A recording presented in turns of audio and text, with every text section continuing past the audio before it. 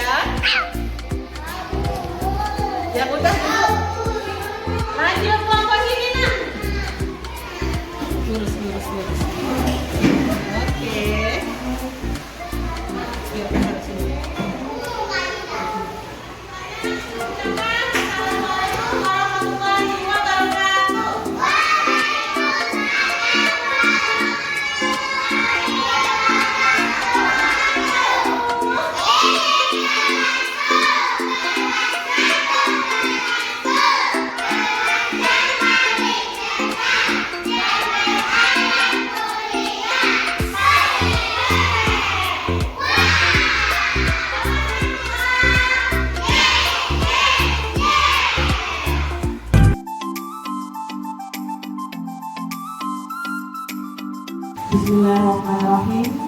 Assalamualaikum warahmatullahi wabarakatuh.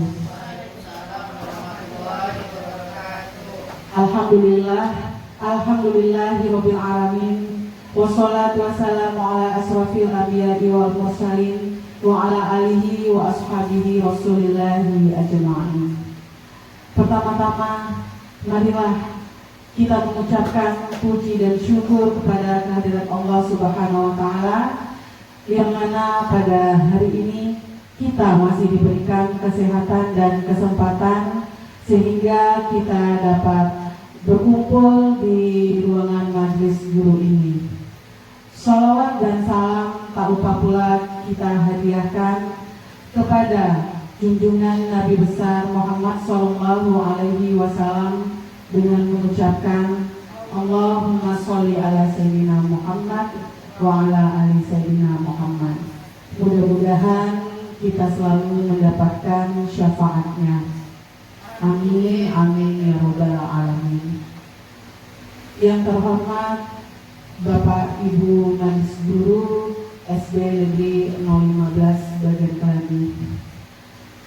Alhamdulillah, tak hentinya saya mengucapkan rasa syukur dan mengucapkan terima kasih banyak kepada Bapak Ibu semuanya yang telah mau datang untuk menerima undangan saya dalam kegiatan penyampaian atau penugasan atau diseminasi tentang materi budaya positif pada modul 1.4 ini. Dan saya berdiri di sini bukan untuk menggurui Bapak Ibu. Kita di sini lebih ke sharing bagaimana cara kita menerapkan budaya positif itu di sekolah. Jadi lebih ke sharing ya Bapak Ibu ya. Halo Bapak Ibu. Iya, lebih ke sharing ya Bapak Ibu. Nah, jadi lanjut. Perkenalkan dulu, saya Fitri Mayasari. Tentunya Bapak Ibu sudah tidak asing lagi dengan saya. Saya adalah calon guru penggerak angkatan 9 Kota Dumai. Dengan fasilitatornya adalah Ibu Siti Komaria dan pengajar praktik saya adalah Ibu Ruswinarsi. Nah, jadi sebelum materi ini kita sampaikan, alangkah baiknya kita SPG dulu ya Bapak Ibu ya. Iya, supaya dalam kegiatan nanti menjadi lebih semangat. Bapak Ibu boleh berdiri Bu?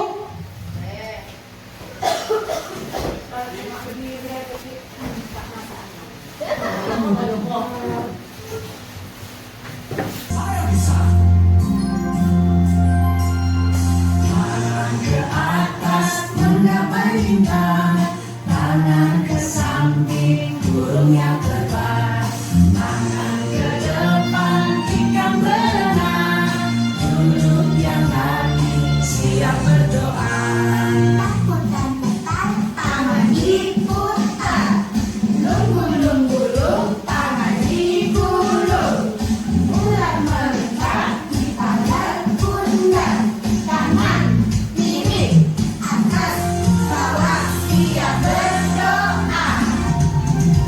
Satu jari kanan, satu jari kiri, buka menjadi dua, dua jembatan panjang, dua jari kanan, dua jari kiri, buka menjadi empat, buat kamera cetek, tiga jari kanan, tiga jari kiri, buka menjadi enam, buat menara panjang, empat jari kanan, empat jari kiri, buka menjadi delapan, buat telinga kelinci, lima jari kanan, lima jari kiri, buka menjadi 10, siap berdoa.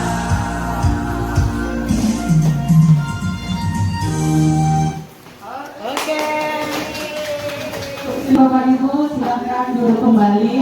Nah, itu adalah SBK yang bisa kita, salah satu yang bisa kita terapkan di kelas kita, agar tujuannya untuk memotivasi siswa dalam belajar dan membuat pembelajaran itu menjadi lebih menyenangkan. Masih banyak ice breaking yang bisa kita lakukan selain yang tadi itu ya Bu ya. Kita bisa melihat di TikTok atau di media sosial lainnya. Disconnected. Dan bisa juga Bapak Ibu menciptakan ice breaking sendiri untuk meningkatkan pembelajaran di kelas. Baiklah. Connected. Baiklah, kita langsung saja pada diseminasi budaya positif kepada rekan guru SD Negeri 015 Bagakladi. Nah, pertanyaan yang pertama pemantik adalah apa itu budaya positif? Ketika ada Bapak Ibu mendengarkan budaya positif, apa yang ada di dalam benak Bapak Ibu? Ada yang bisa memberi tanggapan, Bu? Budaya positif adalah kebiasaan. Ayo, siapa Bu? Yang rete, sambut. Budaya positif adalah kebiasaan-kebiasaan yang ada di sekolah dan berpihak pada murid agar murid tersebut dapat berkembang menjadi pribadi yang berhormat, bertanggung jawab, dan berpikir kritis. Ya, baik. Ada lagi Bu? Kasih tepuk tangan dulu untuk Ibu Amina tentang budaya positif. Ada juga Bu tanggapan yang lain Bu tentang budaya positif? Iya, ayo. Ini karena ini Ibu Evin. Jawabannya sudah diambil semua sama Bu Amina. Jadi saya hanya sedikit saja mungkin.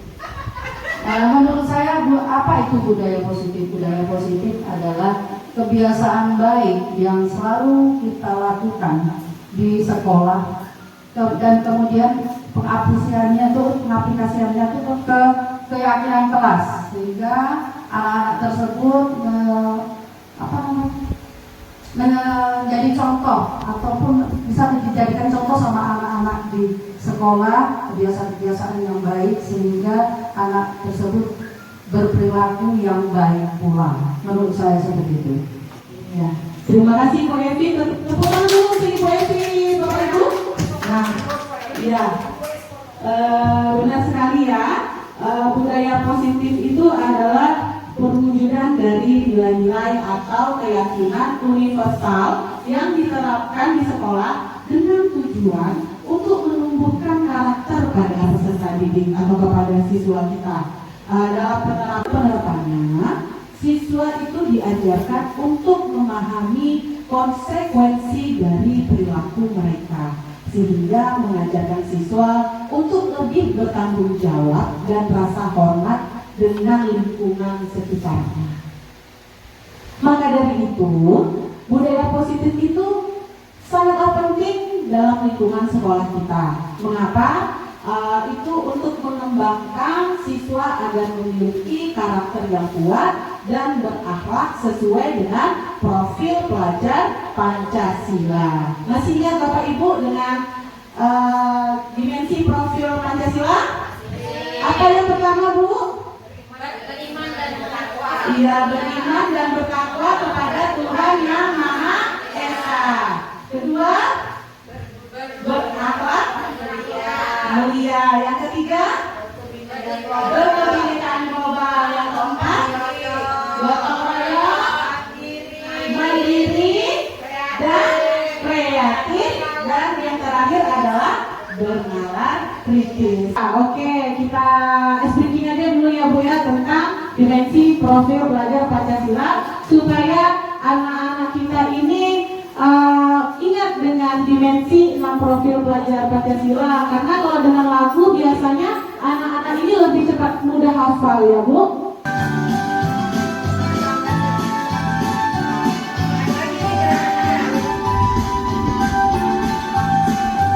Belajar Pancasila, beriman dan bertakwa pada Tuhan Yang Esa, dan berakhlak mulia, berkebinekaan global, gotong royong mandiri, kreatif dan bernalar kritis, belajar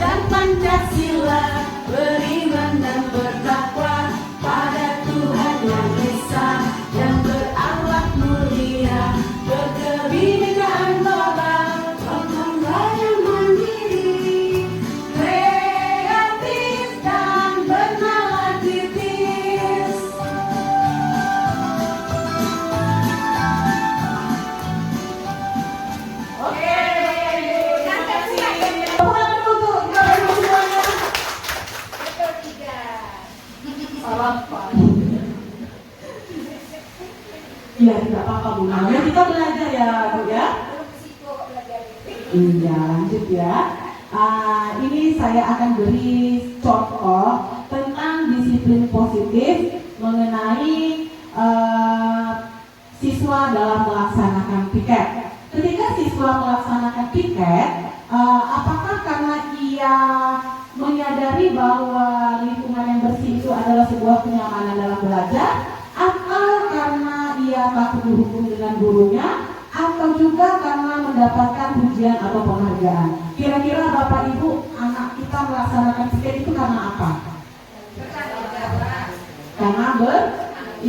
Karena bertanggung jawab. Karena ketika siswa melaksanakan piket itu dengan penuh tanggung jawab, berarti siswa tersebut sudah menyadari dari dalam dirinya bahwa melaksanakan piket itu adalah tugasnya. Kemudian yang kedua, dampaknya adalah ia merasakan kenyamanan belajar di kelas, bukan karena ingin mendapatkan pujian atau hukuman dari gurunya.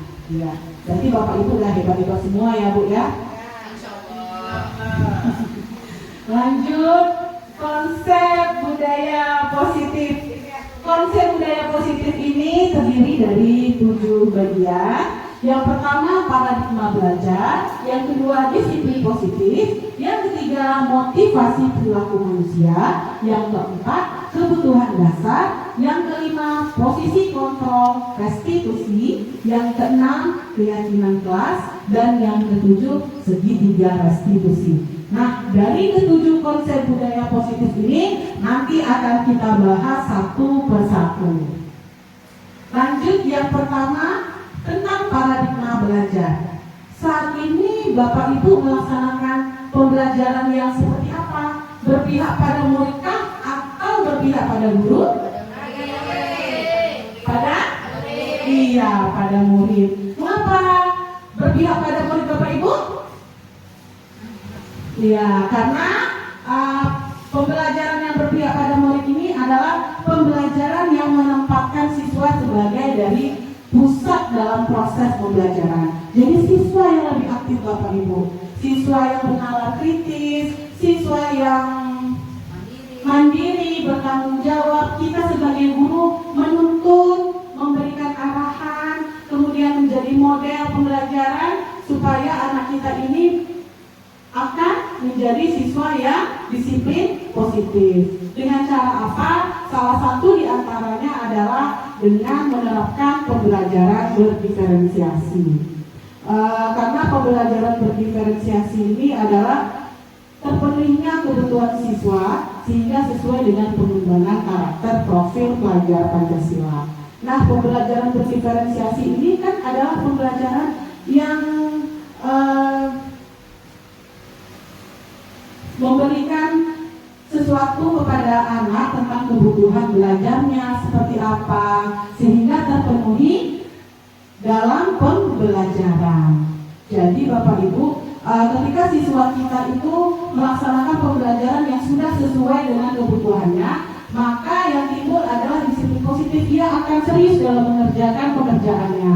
Kalau kita memberikan tugas yang tidak menarik kepada siswa, maka yang dia lakukan adalah perilaku yang negatif. Seperti ini ya Bapak Ibu, kaitannya dengan pembelajaran berdiferensiasi.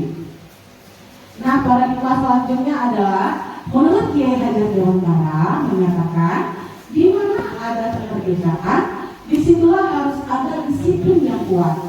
Artinya mengapa? Artinya kita sendiri yang mewajibkan diri kita sekeras-kerasnya untuk melaksanakan disiplin positif tersebut. Karena jika tidak melakukan disiplin pada diri sendiri, maka wajiblah penguasa lain mendisiplinkan diri kita.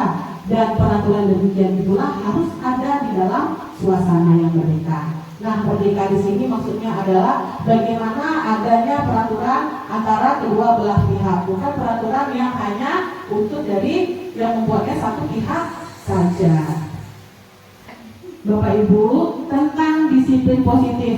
Ketika Bapak Ibu mendengarkan kata disiplin, apa yang ada dalam benak Bapak Ibu?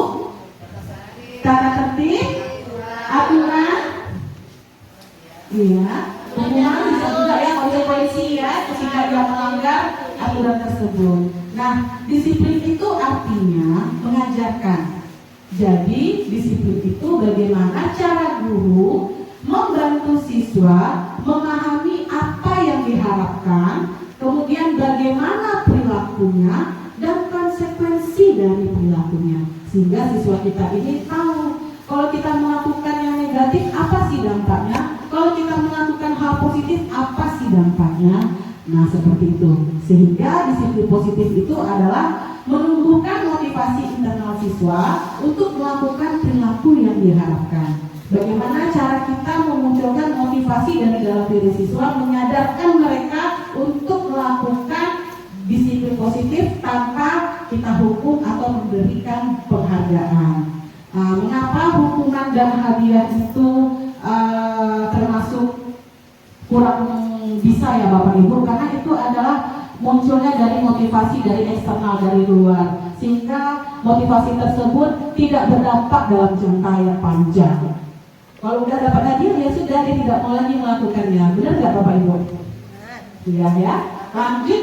Bahkan kalau dikasih hadiah terus, nanti Bu Fitri bisa saja dia mengharapkan hadiah terus, baru Ya. dia mau mengerjakan. Iya, benar sekali. Berarti tidak terdampak dalam jangka panjang ya Bu ya. Iya benar. Ya, adalah motivasi perilaku manusia. Nah, ini seperti yang saya singgungkan pada materi yang tadi tentang disiplin positif. Yang pertama, untuk menghindari ketidaknyamanan. Yang kedua, untuk mendapatkan imbalan atau penghargaan dari orang lain. Dan yang ketiga, untuk menjadi orang yang mereka inginkan dan menghargai diri sendiri dengan nilai-nilai yang mereka percaya. Jadi dari ketiga motivasi ini, kira-kira Bapak Ibu, motivasi apa yang lebih baik untuk siswa muncul dari dalam diri siswa? Iya, yang ketiga ya, di mana di motivasi yang ketiga ini siswa dapat berperilaku baik karena telah memiliki motivasi dari dalam diri siswa yang berdampak dalam jangka yang panjang. Kenapa? Karena mereka sudah menyadari apa dampak dalam dirinya dalam berbudaya positif. Nah, yang keempat adalah 5 kebutuhan dasar. 5 kebutuhan dasar ini terdiri dari yang pertama, bertahan hidup, yang kedua, cinta dan kasih sayang, yang ketiga, kesenangan, yang keempat, penguasaan, dan yang kelima, kebebasan. Untuk Bapak Ibu memahami apa itu kebutuhan dasar, saya memberikan ilustrasi gambar berikut. Oke, ini adalah ilustrasi tentang siswa laki-laki ingin merampas makanan, mengambil makanan siswa perempuan. Kira-kira ketika siswa Bapak Ibu melakukan hal seperti ini, apa yang Bapak Ibu lakukan? Mencari tahu. Ya, dia menasihati, menegur dan bertanya ya Bu ya, benar sekali.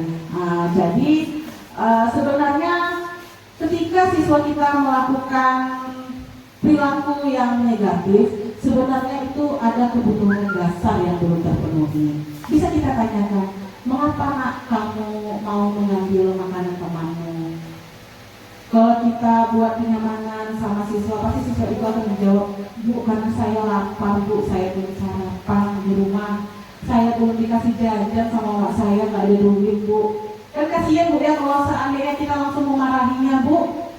Nah, ketika kita melakukan menemukan siswa kita yang berperilaku negatif, sebenarnya kita tanyakan terlebih dahulu, karena bisa jadi ada kebutuhan dasar dari siswa tersebut yang belum terpenuhi. Bisa saja kita ada kasih sayang, dia kurang perhatian dengan orang tuanya, kurang perhatian dengan dia, kemudian karena dia mungkin adalah keluarga yang broken home atau orang tuanya sibuk bekerja, sehingga ia berperilaku negatif di sekolah dengan cara mengganggu temannya, mencari perhatian guru, seperti itu ya Bapak Ibu ya. Lanjut, yang kelima adalah posisi kontrol restitusi. Nah, posisi kontrol restitusi ini terbagi menjadi 5 bagian. Yang pertama adalah posisi kontrol kita sebagai penghukum, yang kedua sebagai pembuat rasa bersalah, Yang ketiga, menjadi seorang teman. Yang keempat, posisi kontrol guru sebagai pemantau. Dan yang kelima, posisi kontrol sebagai manajer. Apa itu posisi kontrol penghukum? Nah, posisi kontrol penghukum ini biasanya lebih bagaimana guru memberikan hukuman sebagai konsekuensi dari perilaku negatif yang dilakukan oleh siswa. Nah, biasanya ketika siswa kita itu melakukan perilaku yang negatif, kita memberikan hukuman itu secara tiba-tiba, Bu. Tidak ada tertulis. Oh, kamu terlambat ya, Bu, ya nak ya. Ayo keliling lapangan. Ayo hormat bendera. Apakah itu sudah tertulis? Tidak ya, tidak. Jadi penghukum ini adalah bagaimana guru memberikan hukuman sebagai konsekuensi dari perilaku negatif, namun bersifat dadakan, Bapak Ibu. Secara langsung. Iya, secara langsung. Atau bisa juga secara tidak langsung, nanti ada di posisi kontrol lainnya. Yang kedua adalah pembuat rasa bersalah, di mana guru menginginkan siswa berperilaku positif, tetapi dengan cara membuat siswa bersalah dengan apa yang telah dia lakukan. Nah, ini biasanya sering kita lakukan kepada anak kita. Kalau saya ya, Bu ya, nah kamu jangan gitulah nak, kamu nggak kasihan sama ibu. Pernah nggak kita katakan seperti itu, Bu? Ketika anak kita melakukan suatu perilaku yang negatif, kita buat mereka merasa bersalah, sehingga dia mau mengikuti apa yang diinginkan. Nah, itu dari posisi kontrol pembuat rasa bersalah. Yang ketiga, sebagai teman, guru menganggap siswa adalah teman, sehingga dalam pembicaraan tidak ada batas-batas tertentu. Menurut Bapak Ibu, guru posisi kontrol sebagai teman ini baik atau tidak, Bapak Ibu? Iya, ada sisi negatifnya dan ada sisi positifnya. Kalau sebagai teman memang mereka lebih terbuka dengan kita ya Bapak Ibu. Tetapi kalau terus-terusan kita melakukan hal tersebut, maka juga akan berdampak kurang baik kepada hubungan antara guru dan siswa tersebut. Iya. Iya, tidak ada batasannya. Kemudian yang keempat adalah sebagai pemantau. Pada posisi ini, guru berpedoman pada peraturan dan konsekuensi yang ada di sekolah. Guru akan mencatat bukti dan kejadian yang terjadi.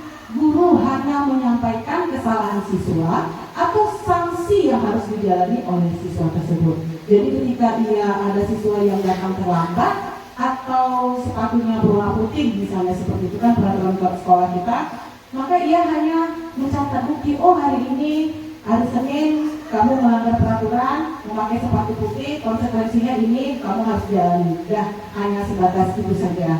Itu sebagai pemantau ya Bapak Ibu.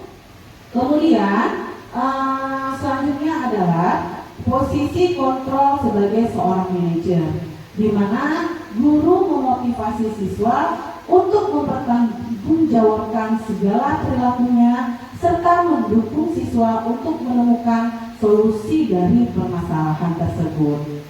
Jadi kita tanya dulu, mengapa kamu begini, mengapa bisa begini, apa perasaan kamu, kita tanyakan terlebih dahulu. Nah, itu adalah posisi kontrol sebagai manajer. Nah, jadi untuk melihat posisi kontrol restitusi manakah yang baik kita lakukan sebagai seorang guru, saya akan memberikan contoh kasus ketika terlambat datang ke sekolah. Nah, berdiri di lapangan dan hormat bendera sampai jam istirahat. Nah, kira-kira itu posisi kontrol sebagai apa tadi Bapak Ibu? Sebagai penghukum kan? Sebagai rasa bersalah? Iya, sebagai penghukum. Yang kedua, ibu sudah lelah nak, apakah kamu tidak kasihan dengan ibu? Sebagai? Iya, sebagai rasa bersalah.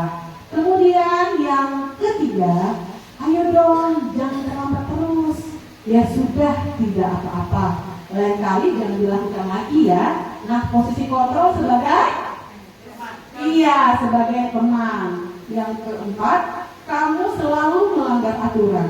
Kamu tahu konsekuensinya apa? Sebagai? Iya, sebagai pemantau ya. Nah, dan yang terakhir, nah, apakah kamu tahu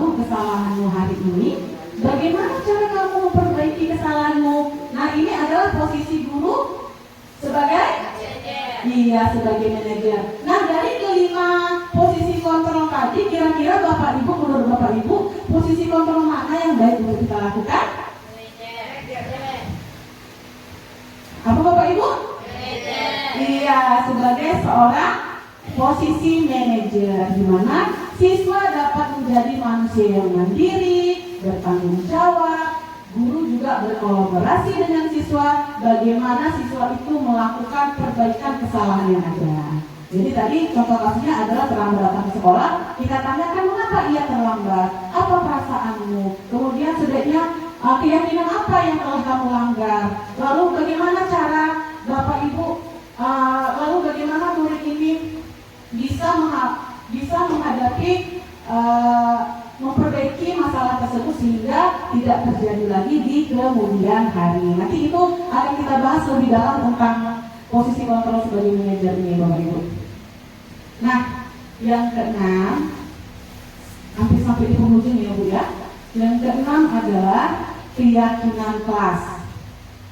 Mengapa keyakinan kelas bukan peraturan kelas? Karena dulu kita selalu membuat peraturan kelas ya Bapak Ibu. Nah sekarang mengapa keyakinan kelas bukan peraturan kelas? Ada yang bisa kasih tanggapan Bu? Ya, oke Bu Elvia, dipersilakan.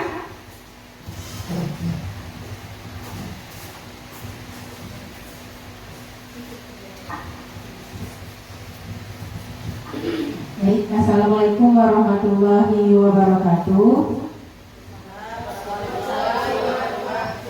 Mengapa keyakinan kelas bukan peraturan kelas? Nah, alhamdulillah ya Bu, pada semester ini saya mencoba menerapkan membuat keyakinan kelas.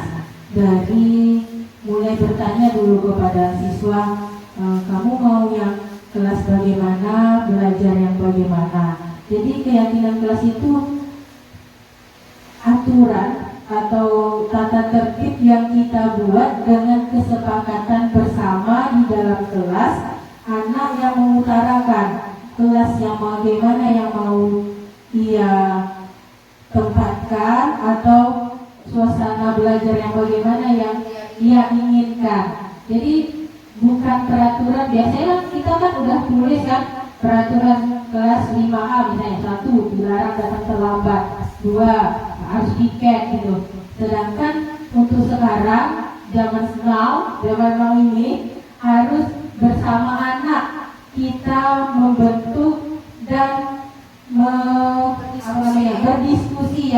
berdiskusi, membentuk, terus meyakini bahwa keyakinan kelas yang dibuat itu harus ditaati secara bersama-sama, karena dia sendiri yang buat. Karena di akhir nanti dia ada cap jempolnya kalau dia telah setuju. Jadi dia telah tahu apa yang dia inginkan dan apa yang menjadi resiko setelah itu. Begitu Bapak, begitu Ibu Fitri. Terima kasih. Ya, kasih tepuk tangan dulu untuk Ibu Elvia. Pemikiran Ibu Elvia benar tentang keyakinan kelas itu adalah adanya keterlibatan antara guru dan siswa dalam membuat kesepakatan kelas menjadi sebuah keyakinan, sehingga anak-anak itu merasa yakin untuk melakukan hal tersebut menjadi budaya positif yang ada di kelasnya.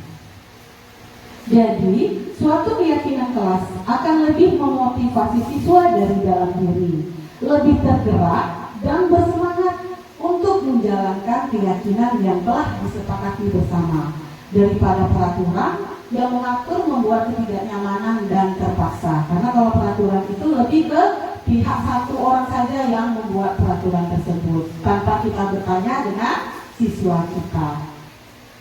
Nah, dalam membuat keyakinan kelas ada langkah-langkahnya Bapak Ibu, bukan hanya langsung ayo nak apa yang mau kalian lakukan, tapi ada langkah-langkahnya. Dan disinilah saya mengikuti calon guru penggerak pada saat lokal karya kedua kemarin. Saya baru memahami, oh begini loh keyakinan kelas yang kita lakukan, ada langkah-langkahnya, ada prosedurnya. Nah, yang pertama itu adalah kita jelaskan dulu kepada siswa apa itu keyakinan kelas, apa bedanya dengan peraturan kelas. Nah, kemudian baru kita tanya kelas apa yang mereka impikan untuk di dalam kelas, sehingga menimbulkan suatu budaya yang positif dari kelas tersebut. Kemudian siswa menulis keyakinan yang mereka inginkan. Selanjutnya siswa menempelkan ke papan tulis dan guru bersama siswa mengulas kembali keyakinan yang sudah ditulis. Kita bacakan lagi Bapak Ibu apa yang sudah ditulis sama anak-anak kita. Kemudian kita gabungkan, kita pilih. Kalau memangnya ada siswa kita tuh menulisnya tuh menyapu Bu, ditulisnya membersihkan kelas Bu, itu kan sama dengan melaksanakan piket ya. Nah, jadi kita kategorikan melaksanakan piket, ini kategorinya. Kemudian kalau tidak boleh mengejek teman Bu, tidak boleh mengganggu teman, berarti dia masuk ke dalam kategori saling menghargai seperti itu ya. Iya. Iya Bu. Lalu mengubah keyakinan kelas menjadi kalimat yang positif. Misalnya anak kita itu menuliskannya jangan membuang sampah sembarangan. Jadi alangkah baiknya kita mengubah menjadi kalimat positif itu adalah buanglah sampah pada tempatnya. Jadi tidak ada kata jangannya. Seperti itu ya Bu ya. Kemudian mengecek dan menyepakati keyakinan kelas dengan cara begini Bu, kita tanyakan kepada anak-anak kita, apakah kesepakatan itu sudah oke? Udah yakin nggak dengan nilai-nilai kebajikan yang sudah kalian sepakati bersama? Kalau sudah yakin, anak-anak kita boleh tanda tangan. Yang kasih dia yang kelas rendah seperti saya memberikan cap aja pakai jempol karena kan kelas 1 belum ada tanda tangannya ya Bu ya. Iya belum bisa. Nah ini saya bagikan praktik baik saya tentang membuat keyakinan kelas di kelas 1A. Kurang lebih seperti ini ya Bu.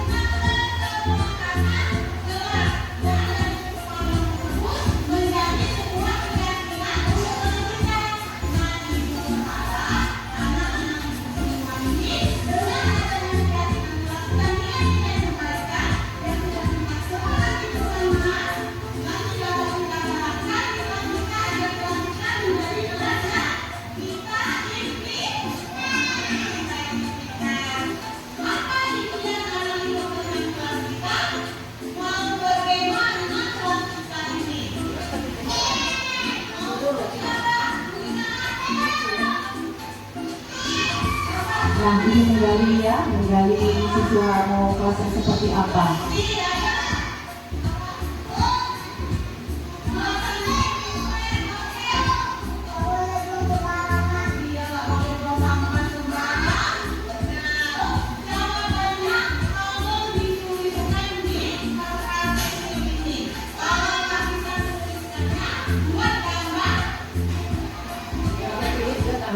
Nah di sini karena siswa saya adalah siswa kelas 1, saya menerapkan pembelajaran berdiferensiasi di mana ketika siswa menjawab pertanyaan mau keyakinan kelas seperti apa, kalau ia ingin menjawabnya dengan gambar diperbolehkan, dan ketika ingin menjawab dengan kalimat-kalimat dipersilahkan, walaupun ada juga kalimatnya yang kurang dalam menulis itu tadi ya Bu ya.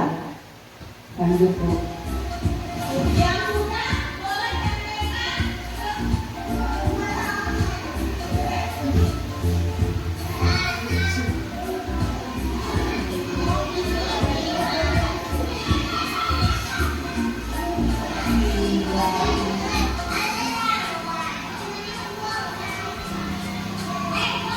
awalnya mengira pada saat menerapkan keyakinan kelas ini salah satu itu belum bisa, Bu. Tapi ternyata setelah saya coba, saya terapkan, anak-anak bisa loh, Bu. Dan sangat semangat, antusias sekali.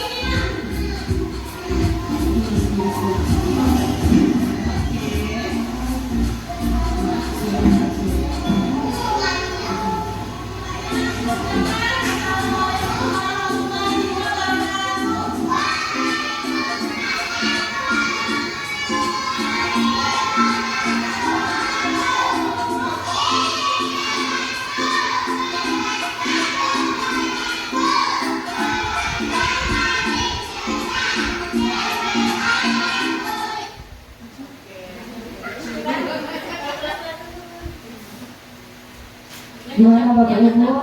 Itulah praktik baik saya tentang keyakinan kelas yang sudah saya lakukan di kelas 1A kemarin. Disconnected. Masih ada satu materi lagi. Sebelumnya saya mau mengajak Bapak Ibu untuk ice breaking terlebih dahulu ya. Ice breakingnya ingat clue-nya adalah Connected. clue-nya adalah tepuk tangan. Ketika saya mengatakan tepuk tangan 2, maka Bapak Ibu tepuk tangan 2 kali. Kalau saya mengatakan tepuk tangan 3, maka tepuk tangan 3 kali. Tapi ingat clue-nya adalah tepuk tangan. Siap Bapak Ibu semuanya? Siap. Ayo coba berdiri Bu. Ayo.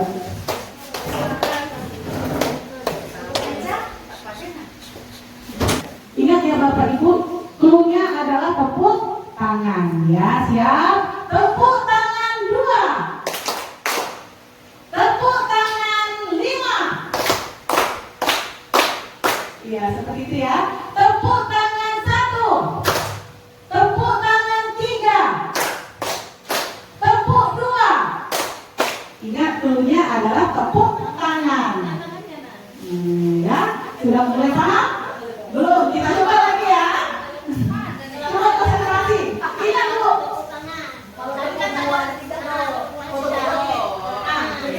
Iya, ayo coba lagi ya. Konsentrasi ya Bu ya. Nah, tepuk tangan 3. Tepuk tangan 1. Tepuk tangan 3. Tepuk tangan 2. Tepuk 1. Kasih hukuman lah. Oke, berarti tentang ice breaking ini siapa yang bisa memberikan kesimpulan tentang clue tadi? Ayo. Konsentrasi. Iya Bu, ayo Bu, apa Bu?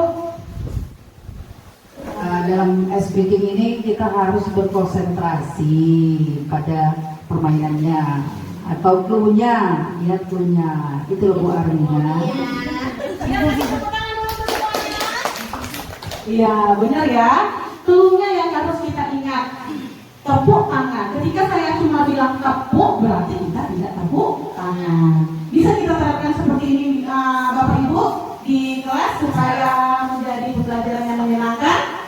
Iya, bisa ya Bapak Ibu. Nah, baiklah kita lanjut di kegiatan akhir, yaitu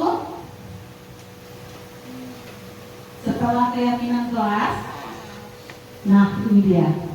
Segitiga restitusi. Apakah Bapak Ibu sudah mengenal tentang segitiga restitusi ini, Bu? Udah pernah lihat, Bu? Belum? Iya, sama juga dengan saya, Bu. Saya mempelajarinya ini ketika saya mengikuti JGP ini lah, Bu. Jadi kesimpulannya yang setelah saya dapatkan adalah tentang segitiga restitusi ini terdiri dari 3 tahapan. Yang pertama adalah menstabilkan identitas. Yang kedua adalah validasi tindakan yang salah. Dan yang ketiga adalah menanyakan keyakinan kepada siswa kita.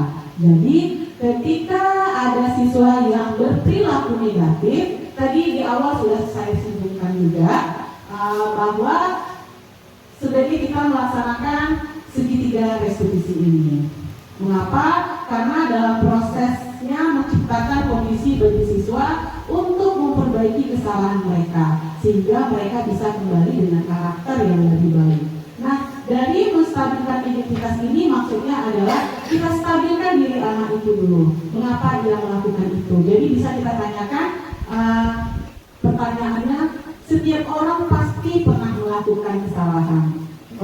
Masalah kasusnya adalah terlambat, ibu juga pernah terlambat. Nah, jadi anak ibu juga pernah terlambat. Kita sebagai manusia itu pasti pernah berbuat salah. Kamu bukan satu-satunya orang yang pernah melakukan ini. Nah, itu adalah menstabilkan identitas. Lanjut yang kedua, validasi tindakan yang salah ini maksudnya adalah bagaimana caranya kita untuk memberikan pengakuan kepada anak-anak kita bahwa yang mereka lakukan itu memang salah. Jadi mereka berpikir, oh enggak ada, ternyata memang salah yang saya lakukan ini. Karena kalau kita dengan anak ini, enggak Bu, saya enggak salah. Kita seperti itu ya Bu ya. Nah, jadi bagaimana cara kita membuat siswa siswa itu sadar apa yang mereka lakukan itu sebenarnya salah dengan cara kamu kan tadi datang terlambat, jadi ibu tahu dan ibu paham tentunya kamu punya alasan tersendiri mengapa anak ibu melakukan kesalahan seperti itu. Nah yang terakhir menanyakan keyakinan bisa kita tanyakan dengan kamu ingat nak dengan keyakinan kelas kita. Kalau ingat apa keyakinan kelas kita kemarin yang sudah kita sepakati bersama, minta sebutkan. Setelah itu ternyata apa yang kamu langgar nak dari keyakinan kelas itu.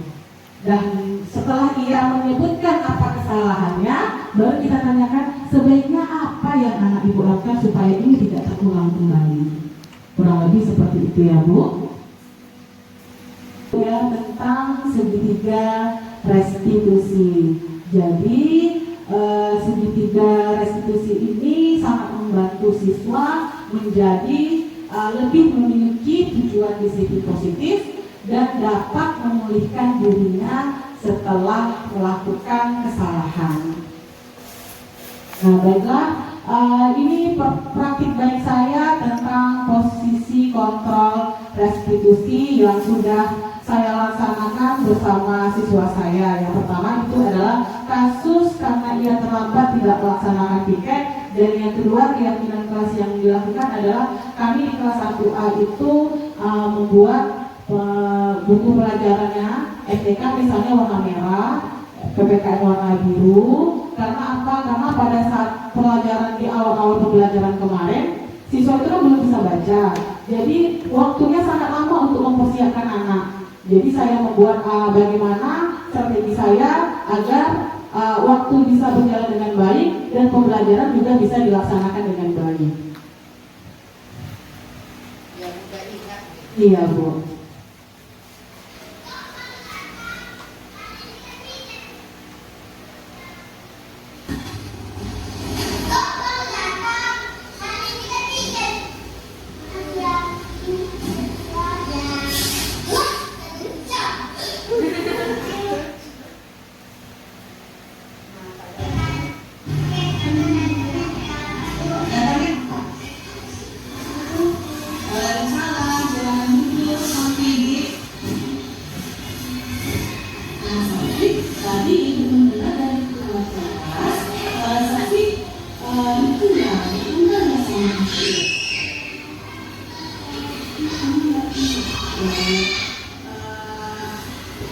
Jadi kamu merasa kesal?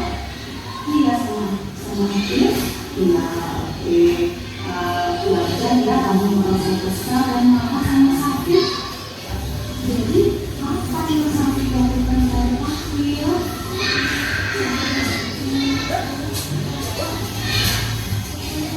Ya kamu mengatur dirinya. Iya, aku mengerti perasaan sakit kayak budaya. Jadi sakit masih ingat dengan dia kita apa? Apa itu sakit tidak ada dengan masih kita? Iya, dari teman. Jadi apa yang harus sakit lakukan sekarang?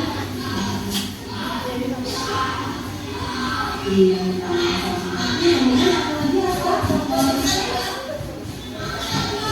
iya, kalau kita rasakan dari harus sakit, jika kelas harus menjadi alam dan harus saling menghargai dengan pembahasan.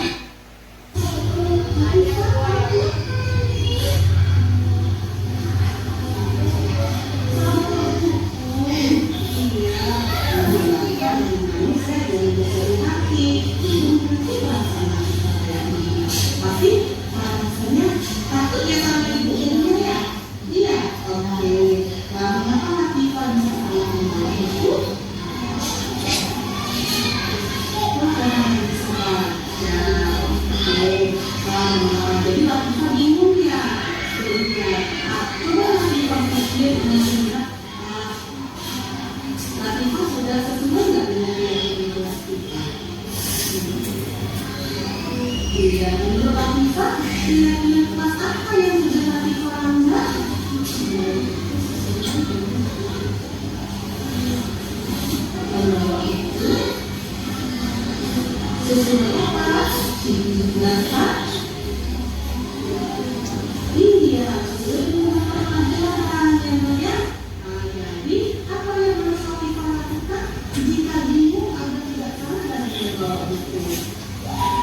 Sanksinya harus diganti. Ya, jadi diganti dengan apa? NTK ini dengan apa kemarin? Merah, kemudian PPKM-nya biar dulu misalnya. Jadi yang jadi jangan menangis lagi ya nak. Mulai besok bukunya disampul warna sesuai dengan kesepakatan kelas kita kemarin. Dan biar belajar supaya kita bisa paham ya. Oke, belum nangis lagi ya. Ini ya Bu ya, tentang kasus segitiga restitusi yang sudah saya laksanakan bersama siswa saya di kelas. Jadi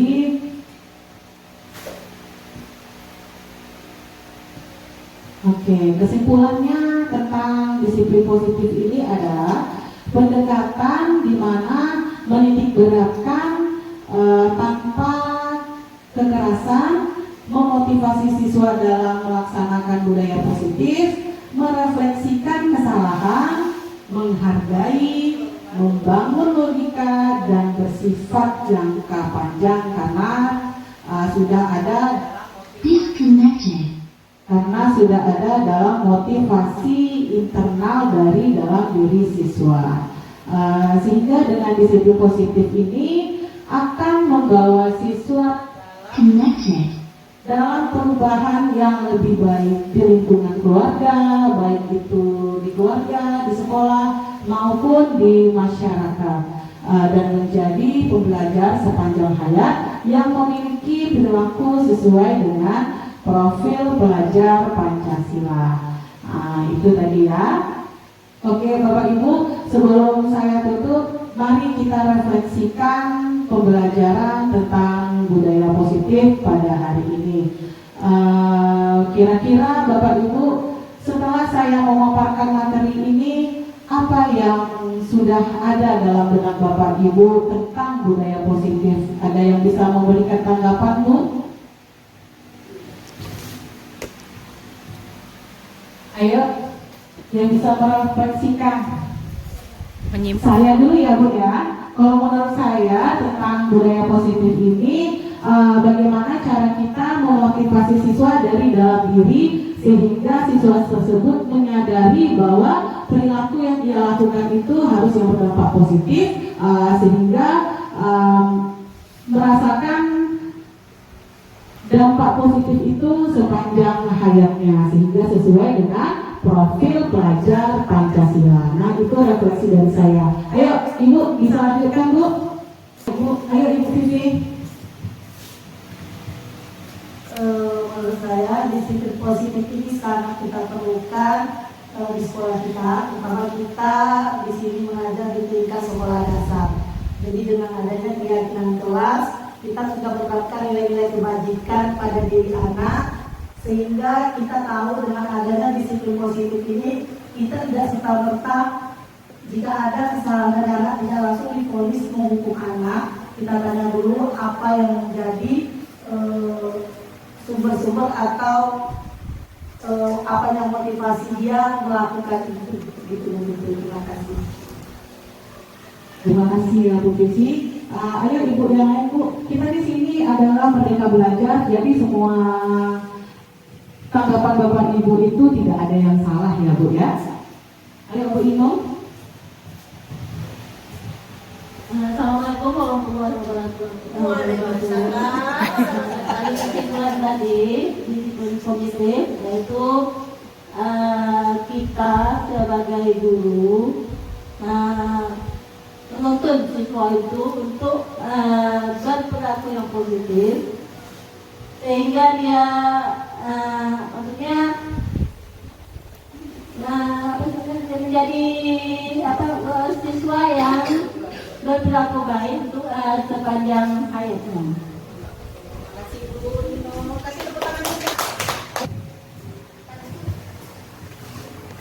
menurut saya kita sebagai guru ini sudah melakukan budaya positif. Contohnya kita juga sudah sering kita beritahu murid kita bahwa perilaku yang baik di sekolah itu sangat penting. Tidak hanya di sekolah, mungkin di rumah, di masyarakat itu sering kita nasihatkan sama murid kita. Jadi kita sebenarnya sebagian sudah melakukan perilaku budaya positif.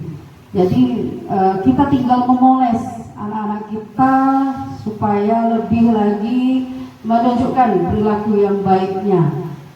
Tugas kita seperti itu. Jadi kalau dibilang di sekolah kita belum menerapkan, itu tidak mungkin. Pastinya kita sudah menerapkan. Jadi kita tinggal memoles saja anak didik kita menjadi anak yang berperilaku baik sepanjang hayat, sesuai dengan profil pelajar Pancasila. Sangat lengkap ya Bu ya. Kasih tepuk tangan dulu untuk kita semua Bapak Ibu. Begitulah tentang disiplin positif, budaya positif kita pasti sudah melakukan dan setelah kita laksanakan di sekolah. Mengapa? Karena dengan budaya positif ini akan memberikan dampak yang baik untuk diri kita, terutama untuk siswa dan lingkungan kita di sekitarnya. Sehingga visi dari sekolah kita ini akan tercapai jika kita sudah melaksanakan budaya positif. Bapak Ibu, mudah-mudahan dengan saya berdiskusi ini tentang visi positif dan budaya positif ini, mudah-mudahan Bapak Ibu menjadi termotivasi untuk mengikuti calon guru penggerak Kota Dumai di angkatan selanjutnya. Siap Bapak Ibu? Siap. Dan saya akhiri. Assalamualaikum warahmatullahi wabarakatuh.